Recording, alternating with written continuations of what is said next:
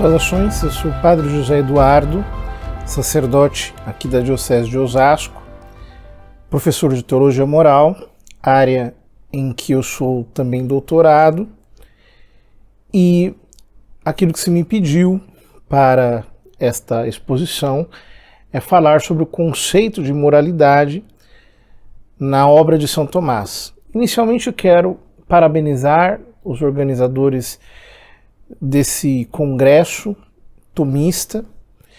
É um nome bastante ousado, Congresso Tomista, no sentido de que todos somos estudantes de São Tomás, mas estamos muito longe de sermos verdadeiramente assim, tomistas no sentido pleno da palavra, há muito ainda que se estudar.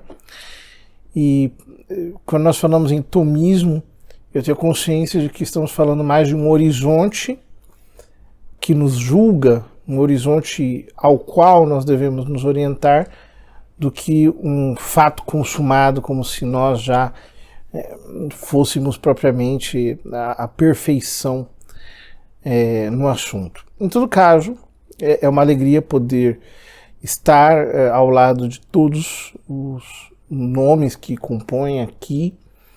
Haveria muitos outros que são igualmente importantes, e agradeço a oportunidade que me estão dando de expor um pouco aquilo que me parece importante sobre a obra do grande doutor da Igreja, o doutor Angélico São Tomás de Aquino.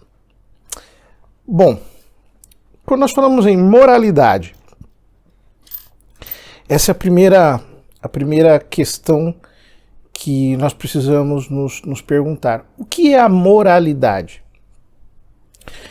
A moralidade, o conceito de moralidade, é justamente a imputação de bondade ou malícia a alguma ação, algum ato humano, né? Então, ato humano, todos vocês sabem, é diferente de ato do homem, né? Então, um ato do homem é um ato qualquer que o ser humano faça, mas não enquanto homem. Então, enquanto um ente ou enquanto um ser animado. Então, por exemplo, né? Nós piscamos, né? Ou nós sentimos fome. Isso são atos, digamos assim, inerentes à natureza, são atos do homem, mas não são propriamente humanos, porque não são atos livres, deliberados, não são atos que nós compomos enquanto propriamente seres humanos. Ora, quando nós deliberamos, nós utilizamos para a deliberação o nosso intelecto e a nossa vontade. E é justamente a utilização do intelecto e da vontade o que faz com que esses nossos atos não sejam, digamos assim, atos inimputáveis, né? Ou seja, são atos que nos tornam bons ou maus, são atos pelos quais nós temos responsabilidade, são atos que gozam de moralidade, ou seja, eles são bons ou maus. Não há como, digamos, não atribuir a esses atos uma qualificação alternativa, né? São bons ou são maus a partir do momento em que são humanos, ou seja, a partir do momento em que são deliberados. A moralidade é justamente esta atribuição. É quando nós executamos um ato que possui intrinsecamente, porque é deliberado, uma determinada qualificação moral, ou seja, ele não é um ato indiferente. Ele é bom ou ele é mau, e exatamente por isso é um ato autopoético, ou seja, que nos qualifica, né? São Tomás faz uma distinção muito grande entre os atos próprios daquilo que a gente chama de tecné, né? Da virtude que nos aperfeiçoa para fazer coisas, né? Ele define a tecné como recta ratio factibilium, né? A reta razão no fazer, no produzir artefatos.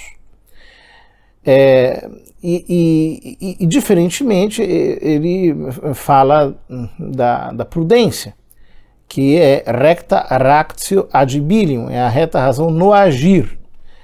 Então nós temos essa digamos, dúplice esfera de ação, né? O fazer, o facere, e o agir, agere, né? São dois tipos de esferas de ação completamente diferentes. Essas duas esferas de ação têm como consequência, digamos assim, justamente a execução de atos que, no primeiro caso, na recta ratio factibilium, no produzir coisas, são atos chamados de transitórios ou transeuntes, ou seja, a ação se direciona para fora do agente. Ela melhora ou piora, ela produz algo fora da pessoa que age. Diferentemente, as ações morais, elas não são transeuntes, elas são imanentes, ou seja, elas alteram o sujeito que age, elas alteram o agente e elas qualificam o agente e o qualificam realmente, né? Isso é muito importante. Ou seja, quem mente é mentiroso, quem adultera é adúltero, quem rouba é ladrão. Diferentemente, você pode ser um cantor ou um escultor, digamos assim, um pedreiro. Isso não tem relevância moral, porque você pode ser uma pessoa péssima, né? Você pode ser, por exemplo, um homem adúltero e um excelente pedreiro. Porque a recta ratio factibilium, digamos, diz respeito apenas a ações transeuntes. As ações imanentes são objeto propriamente da moral e elas nos qualificam. É importante isso porque existem às vezes algumas imprecisões, e para dizer pouco, né, que tem, por exemplo, repercussões escatológicas. Todas as áreas da filosofia e da teologia, elas se implicam mutuamente, né? Então, por exemplo, eu já vi pessoas sustentando uma ideia de que ninguém vai para o inferno, né? E ao mesmo tempo todo mundo vai para o inferno. O que significa isso? Ou seja, existem aspectos do nosso caráter que ficam condenados, né? Então, que eu nunca vou desenvolver. Então, isso seria o inferno. Uma espécie de atrofia eterna de determinadas potencialidades que se poderiam ter desenvolvido na Terra. Enquanto que outras potencialidades são desenvolvidas e justamente essas que nos serão salientadas e sublinhadas no céu, né? Ora, essa aberração escatológica, ela só pode ser proposta porque nós não entendemos que a ação moral nos qualifica enquanto seres humanos, enquanto agentes. Ela não é apenas a produção de um estado de coisas do mundo externo. Ela efetivamente nos qualifica enquanto seres humanos. E nos qualifica inteiramente por quê? Porque as potências próprias do ser humano são o intelecto e a vontade. E como intelecto e vontade são aquilo que de mais nobre existe em nós, uma vez que nós escolhemos uma ação objetivamente má enquanto má, aquilo nos qualifica por inteiros. Por isso que nós dizemos que quem adultera é adúltero, ou que quem mente é mentiroso. E não tem como, digamos, separar as ações em compartimentos estanques, como se elas não afetassem a nós por inteiros.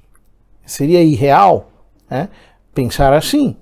Nós não pensamos assim e efetivamente, de uma maneira real, as nossas escolhas interferem em quem nós somos, né? Dito isso, então, me parece que esteja definido o que seja a moralidade. A moralidade é a atribuição de maldade e malícia para uma ação. O problema qual é? O problema é entendermos qual é o critério pelo qual nós aplicamos essas noções de bondade e malícia, ou a noção de moralidade nas nossas ações. Eu queria tomar um trecho das questões disputadas sobre o mal. Aqui nós estamos na questão 2ª, no artigo 4º. Né? São Tomás diz o seguinte: o bem e o mal nos atos, segundo o que agora estamos falando, são tomados segundo aquilo que é próprio do homem enquanto homem. Ora, isto é a razão. Pelo que o bem e o mal nos atos humanos são considerados segundo o fato de que o ato concorde com a razão informada pela lei divina, ou naturalmente, ou através do ensino, ou pela infusão da graça. O que São Tomás está dizendo aqui? É que existe uma regra próxima da moralidade. E essa regra próxima da moralidade é a razão. Ora, isso é muito importante porque a moral tomista não é uma mera moral legalista, né? Que parte da lei como um dado autoevidente, ou que considera a lei como se ela fosse, digamos, desnecessitada de uma justificação. Né? Na Baixa Idade Média, depois do nominalismo, etc., apareceram teólogos nominalistas que reduziram a moral à aplicação de leis, as quais seriam, digamos assim, emanadas de maneira arbitrária por Deus, o que, digamos assim, seria uma demonstração da sua onipotência. Então Deus mandou e nós temos que obedecer. E ele pode mandar coisas contraditórias, ele pode mandar coisas ilógicas, porque ele é Deus, então a sua onipotência está acima de tudo. Essa não é a perspectiva tomista, a qual é a melhor perspectiva católica, né? Justamente porque nós entendemos que Deus criou os seres em analogia consigo mesmo. Ou seja, os seres participam do ser de Deus. E é ele que sustenta o ato de ser dos seres. Deus não criou nenhum ente ilógico ou privado de uma forma lógica, inteligível, porque ele é coerente consigo mesmo. E na sua sabedoria eterna, ele estabeleceu todas as coisas com medida, equilíbrio e ordem. e ele ordena todas as coisas para si. De tal modo que quando nós dizemos que aquilo que é próprio do homem é a razão, o que nós estamos dizendo é que o que é próprio do homem é agir na perspectiva de um fim. Ou seja, não agir de um modo arbitrário, não agir de uma maneira cega, não agir porque tem um instinto determinado ao necessário. Isso não é próprio do homem, isso é próprio dos animais. O que é próprio do homem é utilizar o seu intelecto para enxergar o fim e encaminhar todas as coisas para o fim. Então a razão é a regra próxima da moralidade, porque o que a razão faz é enxergar a ordem teleológica que existe, encaminhando tudo, e sobretudo as próprias ações, as ações do sujeito, para que esteja em conformidade com esta ordem teleológica, ou seja, que tudo esteja se encaminhando para Deus. Então, quando nós dizemos que a razão é a regra próxima da moralidade e a lei divina é a regra remota, no sentido de que a razão enxerga todas as coisas em conexão com esta ordem teleológica, com o fim de todas as coisas que é Deus, nós estamos dizendo muita coisa mesmo. Nós estamos dizendo muita coisa. Esse é o princípio da moral de São Tomás. Né? A moral de São Tomás é uma moral que está fundamentada no fato de que nós agimos de acordo com a nossa natureza, e a nossa natureza humana é racional. Então, nós temos o dever de agir de acordo com a razão. Há um outro texto, dessa vez da Suma contra os Gentios, que eu também gostaria de tomar, que São Tomás diz o seguinte, livro 3, capítulo 129. São Tomás diz o seguinte: aqueles que têm determinadas naturezas devem ter operações determinadas que convenham a essas naturezas. Notem que São Tomás está pressupondo que nós temos uma natureza, ou seja, uma essência que é um princípio de operações. Né? Nós sabemos que hoje em dia a ideia de que nós tenhamos uma natureza é praticamente perseguida, ela é o tempo todo rechaçada, embora nunca tenha sido refutada verdadeiramente, nunca tenha sido impugnada verdadeiramente, né? Que é impossível, inclusive. Né? Nós temos que, não podemos simplesmente partir desse pressuposto, nós temos que demonstrar a existência da natureza humana, o que é um absurdo, porque qualquer pessoa que tenha, digamos, os seus sentidos em ordem pode perceber que a natureza humana não existe, mas inclusive para dizer que a natureza humana não existe, você está falando justamente enquanto o ser humano está utilizando a linguagem, você está utilizando a inteligência, a vontade, para negar tudo isso. Né? Hoje, inclusive, depois da filosofia do Michel Foucault, há muitos até que negam a própria noção de substância. Né? Por exemplo, essa turma da ideologia de gênero não acredita sequer na existência da substância. Quer dizer, os entes, eles têm uma inconsistência metafísica universal. Né? A ideologia de gênero, na verdade, ela é antissubstancialista, acima de tudo. Mas São Tomás pressupõe que existe não apenas a substância, mas que existe a natureza. Né? Ou seja, que nós temos uma natureza em comum. Né? Ou seja, eu não sou apenas uma substância, um ser humano que subsiste individualmente, mas eu tenho em comum com todos os demais seres humanos a mesma natureza, que é universal, que nos faz agir segundo os mesmos princípios. Então, isso aqui é absolutamente basilar como pressuposto para entender a moral de São Tomás. A ideia de que nós temos uma natureza em comum.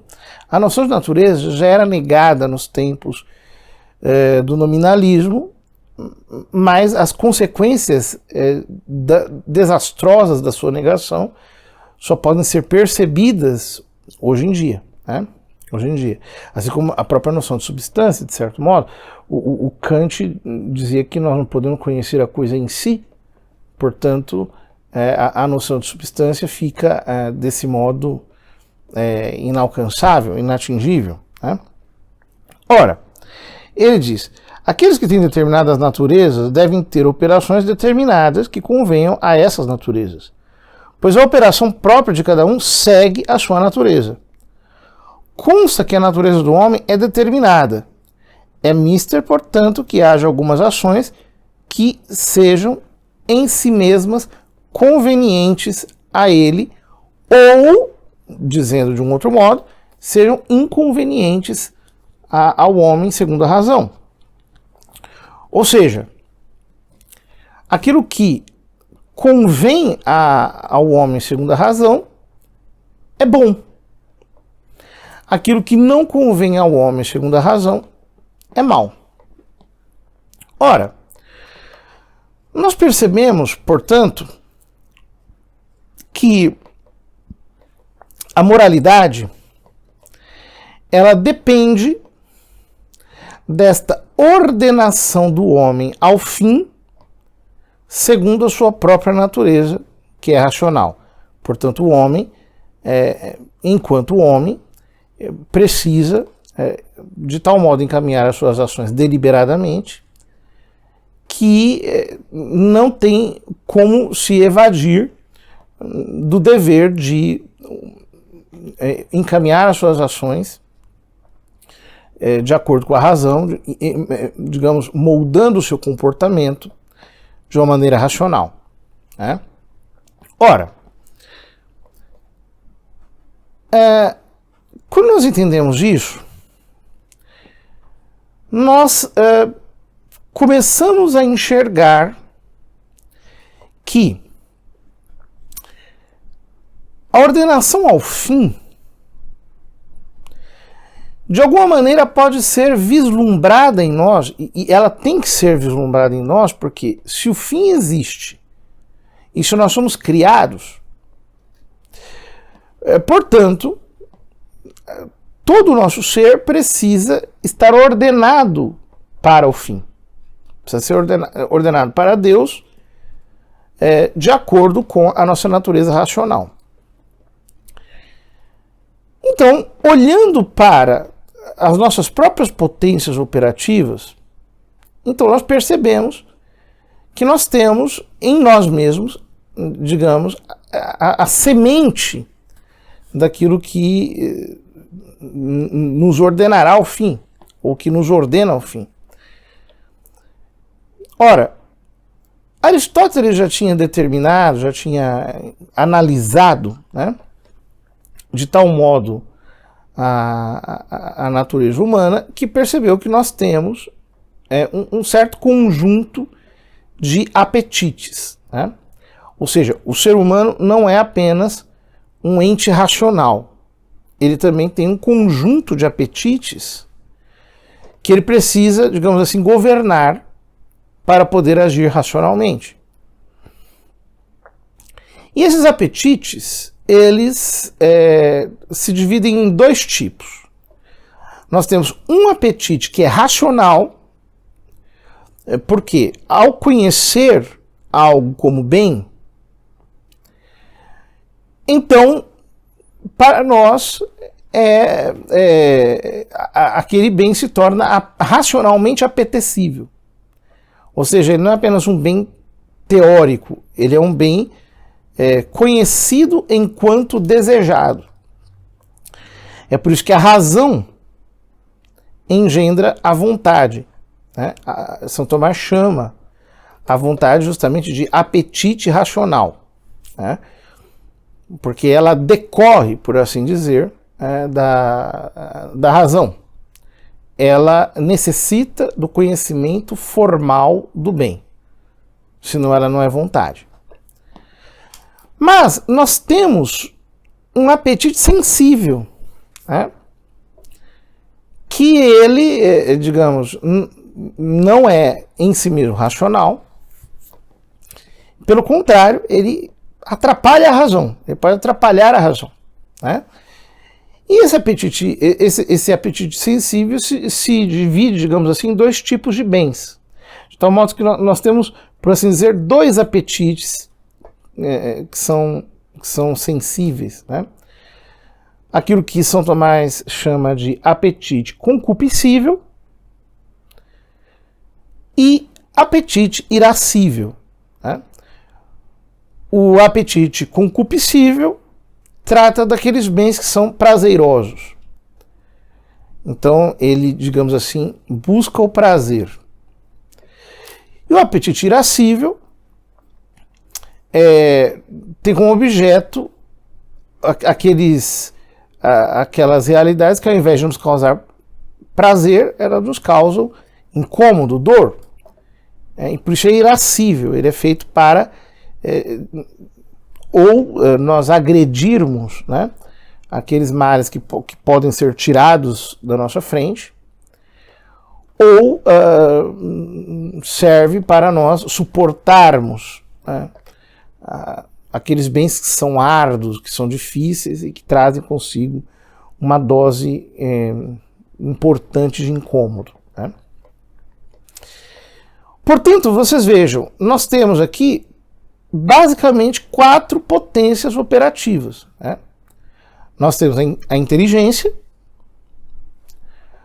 nós temos a vontade, que é um apetite, mas é um apetite racional, e nós temos o apetite irascível e o apetite concupiscível, que vão lidando com esses bens agradáveis ou desagradáveis, para dizer com palavras simples, que fazem parte da nossa vida. Essas 4 potências, elas, portanto, são, digamos,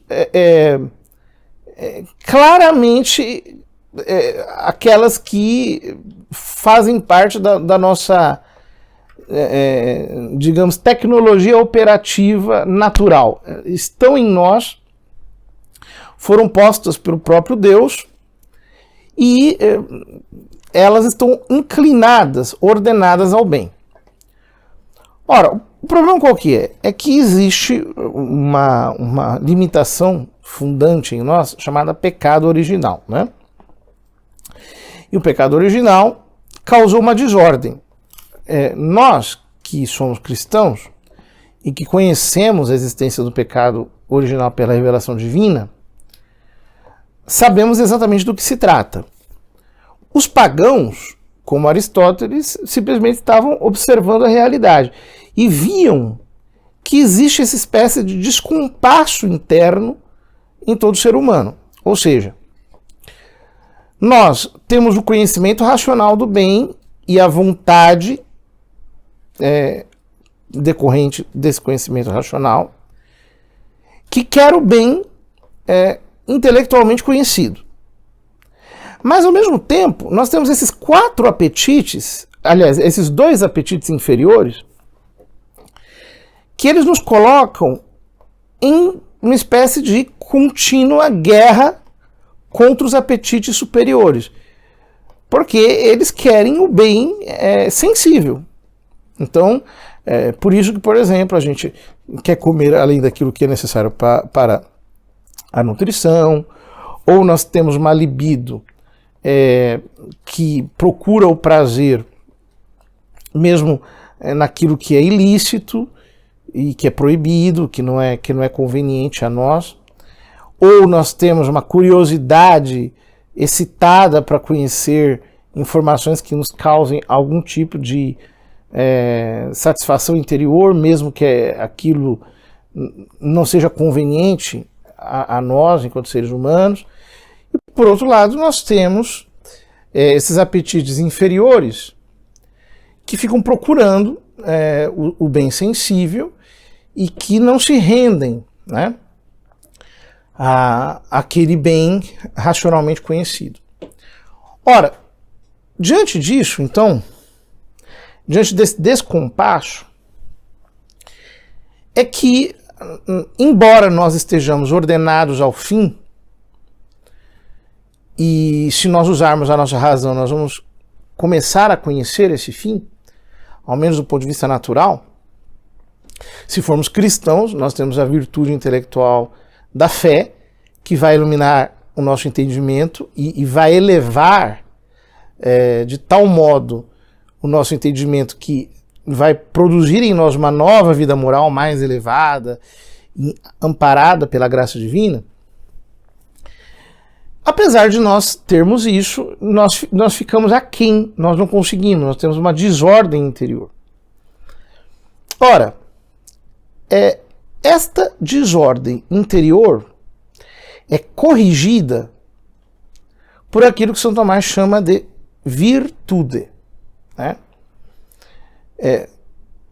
A virtude, na verdade, é um tipo de hábito, um hábito operativo que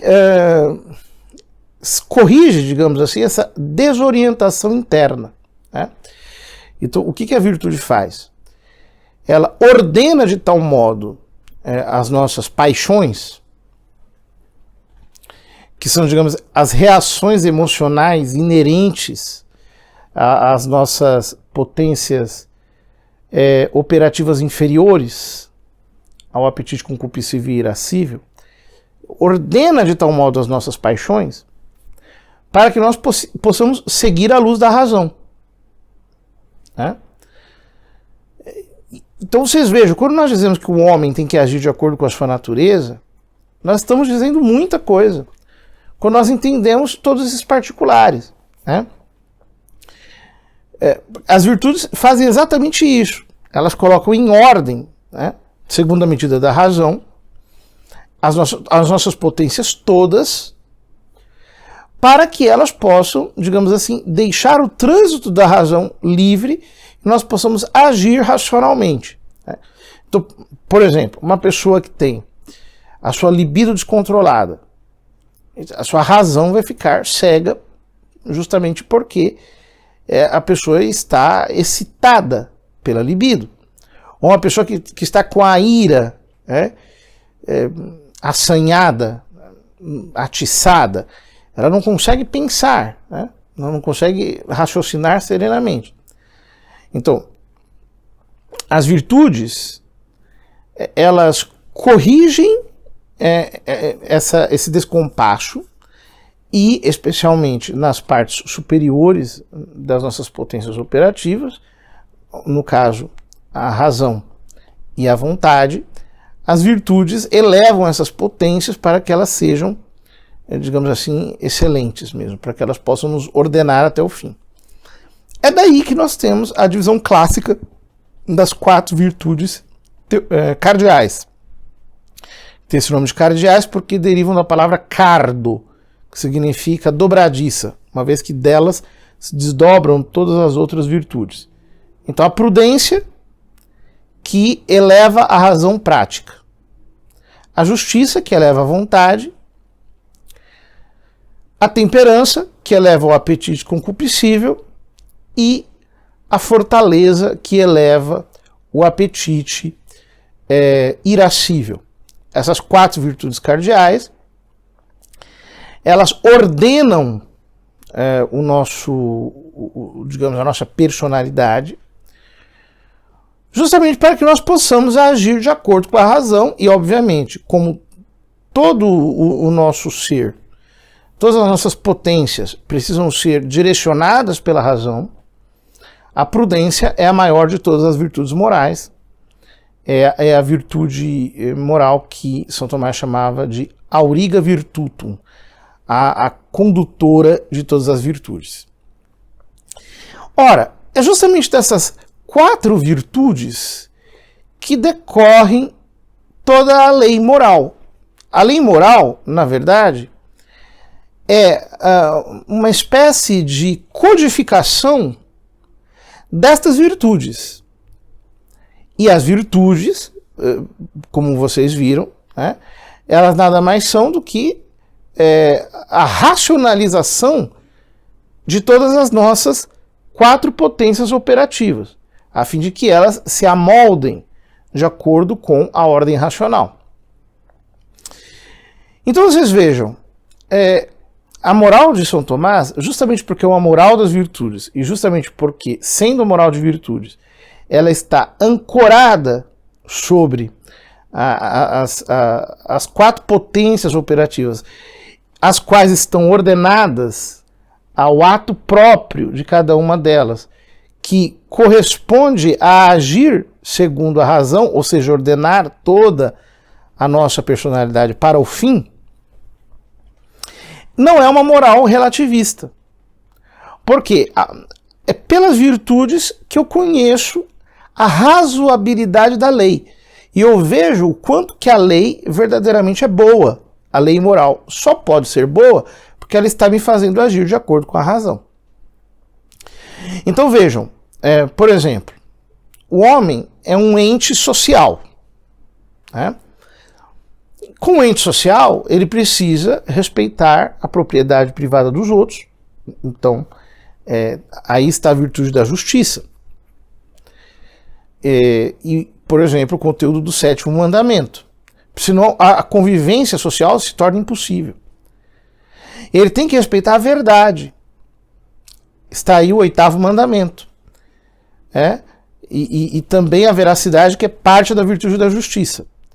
Porque senão a comunicação humana se torna impossível, e sem a comunicação é impossível a vida social. O homem precisa respeitar a sua própria vida e a vida dos outros. Porque senão é impossível a vida social. Se nós nos juntamos para nos matar, então é melhor viver sozinhos. Mas como pela razão nós sabemos que é melhor viver em sociedade do que viver sozinhos, então aí está o 5º mandamento. Portanto, o dever de respeitar a vida e a integridade dos outros, que é parte integrante da virtude da justiça. Uma vez que a vida é o bem mais valioso e é um bem intrinsecamente inalienável, não pode ser dado a outro. Do mesmo modo, como o homem é um ente racional, ele tem que rechaçar tudo aquilo que o tira da ordem da razão. Então, os pecados contra o 6º mandamento, os pecados de luxúria, eles, por causa da veemência da libido, que é o maior prazer existente na sensorialidade humana, porque justamente nós estamos ordenados à propagação da espécie, eu diria que se não houvesse essa satisfação, esse prazer sexual, nenhum ser humano faria atos conjugais, porque é um negócio que dá muito trabalho, tem a sua dose de incomodidade.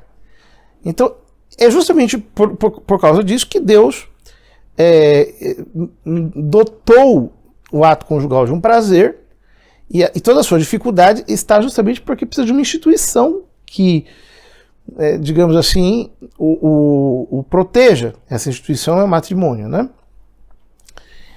Então veja, por causa da veemência do prazer sexual, da libido, a nossa razão fica impedida.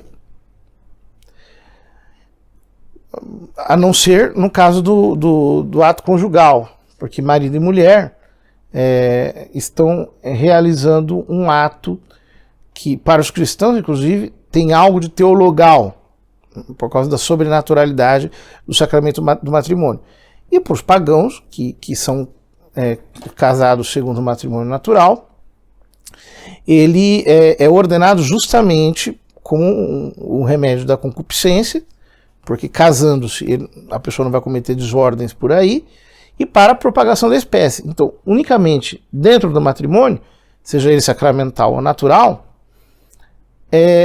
esse prazer é lícito porque ele está racionalmente ordenado, né? Está ordenado, inclusive, à geração da vida. E por isso que ele só é lícito dentro do matrimônio, porque como o ato conjugal é intrinsecamente ordenado à vida para ser lícito, e a prole necessita de educação e tem direito a isso, então ele só pode ser licitamente praticado dentro do matrimônio. Então vocês vejam, como que dentro da virtude da temperança, no caso uma parte da temperança que é chamada castidade, está contido todo o sexto mandamento, e o sexto mandamento ele é importantíssimo para a nossa vida, justamente porque ele, digamos assim, libera a nossa razão, e liberando a nossa razão, em nível sobrenatural, nós podemos chegar à contemplação. Caso contrário, nós ficaremos tão perturbados que a contemplação será impossível. Como a contemplação é o fim último do homem, né, nós somos chamados a contemplar a Deus, portanto, sem a castidade, não há uma orientação a esse fim. Ao mesmo tempo, né, nós precisamos honrar a Deus, porque nós não somos apenas entes sociais ou entes racionais, mas nós também somos entes criados. Então nós temos que honrar a Deus com o culto que lhe é devido. Então aqui, por exemplo, está toda a virtude da religião, né? Estão os 3 primeiros mandamentos do Decálogo, né? Então vocês vejam como que a moral das virtudes de São Tomás era de uma solidez absolutamente inquebrantável, porque ela determina mesmo com princípios racionais e objetivos, ancorados na natureza humana, qual é o critério para a moralidade das nossas ações. E nós podemos enxergar a moralidade das nossas ações justamente a partir disso. Ora, essa arquitetonia está muito bem, digamos, fundamentada na estrutura da prima secunda da Summa Teológica, né? Da primeira parte da segunda segunda teológica, da Summa Teológica, na qual São Tomás faz uma estrutura que ela pode ser resumida nos seguintes pontos. Primeiro, ele começa falando do fim último, né? Porque o fim é o primeiro na ordem da intenção, então tem que começar pelo fim. Fim último do homem. Depois, para chegar ao fim, nós chegamos através de atos. Então tem toda a parte que ele fala dos atos humanos. Mas estes atos só podem ser executados porque existem potências. Ora, como essas potências, elas estão, digamos, inabilitadas, elas ficam aquém dos seus atos correspondentes, a consequência disso é que nós precisamos falar primeiro das paixões, depois precisamos falar das virtudes, dos hábitos, né? Porque justamente quando uma potência não consegue chegar ao ato, a mediação entre a potência e o ato é o hábito, né? E as virtudes são hábitos, justamente porque cumprem essa função. Elas levam as nossas potências operativas até os seus atos e os seus objetos próprios. E como existem hábitos bons, então ele fala primeiro das virtudes. Em contrariedade às virtudes, existem os hábitos maus, que são os pecados. Então ele fala do pecado. Ora, como tudo isso pode ser resumido, sintetizado e explicado pela lei, então vem o tratado da lei. Ele fala dos diversos tipos de lei. Como Deus nos instrui pela lei, mas não apenas isso, ele também nos ajuda pela graça. Então, por último, ele fala da graça, do mérito e assim por diante. Essa é a estrutura da primeira parte da Summa Teológica, que é a parte, digamos, relativa à moral fundamental. Ora, poderíamos ficar aqui falando horas e horas e horas, eu apenas pude dar assim um breve aperitivo, assim, uma brevíssima exposição, mas eu acredito que com esses elementos assim bem estruturais a gente consegue pelo menos vislumbrar a excelência da moral tomista, que, repito, não é apenas uma moral da lei, mas é uma moral que vai até, digamos, aos fundamentos epistemológicos pressupostos na noção de lei, e que, portanto, nos faz alcançar toda a virtude, ou eu diria, toda a maravilha, toda a excelência do que significa um agir moral equilibrado, harmônico e perfeito, né? Agradeço a vocês pela atenção, peço desculpas, porque às vezes nós somos um pouco inexatos de alguma expressão, etc., embora acredito que as noções gerais tenham ficado bem delineadas em linhas gerais, mas peço desculpas por alguma inexatidão e estou à disposição para eventuais esclarecimentos. Um grande abraço e Deus os abençoe.